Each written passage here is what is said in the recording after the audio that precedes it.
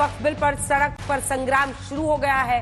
संसद के बजट सत्र का दूसरा चरण चल रहा है और अगले हफ्ते वक्फ संशोधन बिल को सदन में पेश किया जा सकता है। यह बिल 8 अगस्त 2024 को लोकसभा में पेश हुआ था, लेकिन इस पर हंगामे के बाद बिल को जेपीसी के पास भेज दिया गया था। लेकिन अब कभी भी माना जा रहा है कि सरकार इस बिल को पारित कराने के लिए लोकसभा में ला सकती है। इस बिल से मुस्लिम संगठनों से लेकर विपक्षी दल नाराज है और उनका यह आरोप है कि सरकार बिल के जरिए वक्फ की संपत्तियों पर कब्जा करना चाहती है।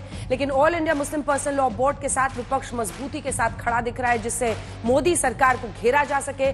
लेकिन एआईएमआईएम के अध्यक्ष असदुद्दीन ओवैसी ने इस बिल के बहाने केंद्र सरकार में अहम सहयोगी नीतीश कुमार और चंद्रबाबू नायडू को ललकारा है, चेतावनी दी है कि अगर उन लोगों ने वक्फ बिल का समर्थन किया तो जब तक दुनिया है तब तक भारत के मुसलमान ये बात याद रखेंगे।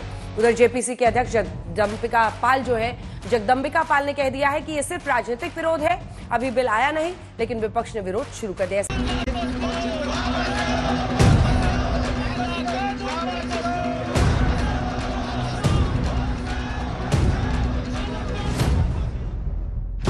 आप हैरान हो सकते हैं, लेकिन ये आंकड़े सच हैं कि देश में वक्फ बोर्ड के पास 9 लाख एकड़ से ज्यादा की संपत्ति है। और दूसरा हैरान करने वाला तथ्य ये कि रेलवे और डिफेंस के बाद वक्फ बोर्ड के पास देश में सबसे ज्यादा संपत्ति है। फिलहाल वक्फ बिल पर सदन से सड़क तक सियासी संग्राम शुरू हो गया है। आज all India Muslim personal law board ने दिल्ली के जंतर मंतर पर प्रदर्शन किया, जिसमें असदुद्दीन ओवैसी के साथ समाजवादी पार्टी और कांग्रेस के कई मुस्लिम सांसद भी शामिल हुए। लेकिन खास बात है कि वक्फ संशोधन बिल के समर्थन में हिंदूवादी संगठन भी प्रदर्शन कर रहे हैं। लेकिन अब बीजेपी और विपक्ष में वक्फ संशोधन बिल पर आर पार की जंग तेज हो गई है। एआईएमआईएम के अध्यक्ष असदुद्दीन ओवैसी ने इस बिल को अराजकता फैलाने वाला करार दे दिया। हम इस बिल को अनकॉन्स्टिट्यूशनल मानते हैं। इससे वक्फ की कोई प्रॉपर्टी ना बचेगी, ना उसके इनकम में इजाफा होगा, ना एंक्रोचर्स को निकाल सकेंगे। इससे कुछ नहीं कर रहे हैं, सिर्फ बर्बाद करना चाहते हैं वक्फ को, और इस देश में अमन और शांति समुदाय में जो है उसको और दूरी पैदा करने का इनका मकसद है। वक्फ बिल के खिलाफ समाजवादी पार्टी ने संसद से सड़क तक आंदोलन करने की चेतावनी देते हुए इसे मुसलमानों के खिलाफ बताया। तो बीजेपी कह रही है कि कानून संसद में बनता है, जंतर मंतर पर नहीं।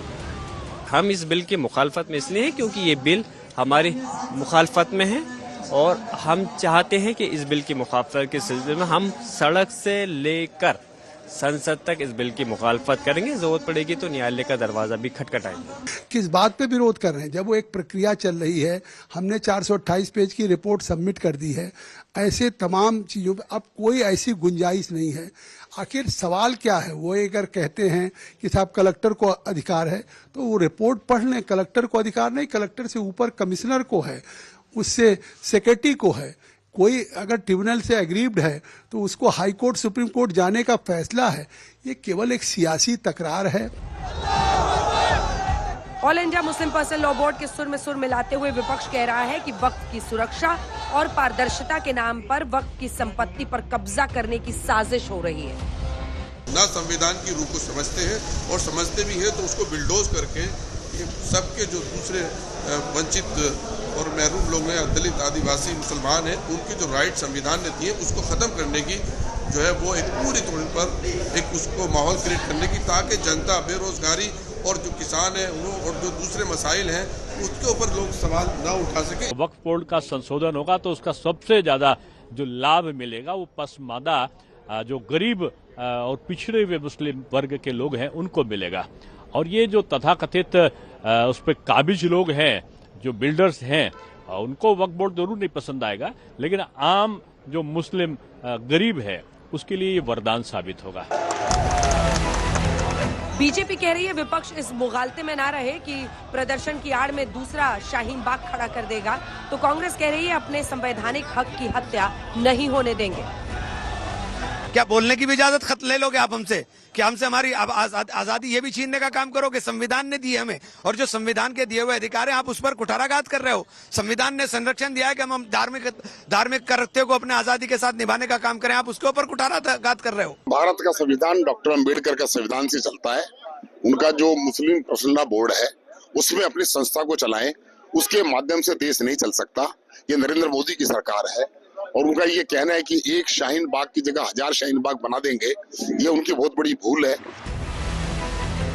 समाजवादी पार्टी ने खुला ऐलान कर दिया कि वो मुसलमानों के साथ मजबूती से खड़ी है, तो बीजेपी के मुस्लिम नेता दावा कर रहे हैं कि वक्फ की संपत्तियों पर सबसे ज्यादा कब्जा मुस्लिम पर्सनल लॉ बोर्ड ने ही कर रखा है। सरकार इस बात का जवाब दे, आखिर वक्फ जो बिल चल रहा था उस वक्फ बिल को संशोधित करने की जरूरत क्या थी, उसमें सरकारी अधिकारी कर्मचारियों की दखलंदाजी की आवश्यकता क्या थी।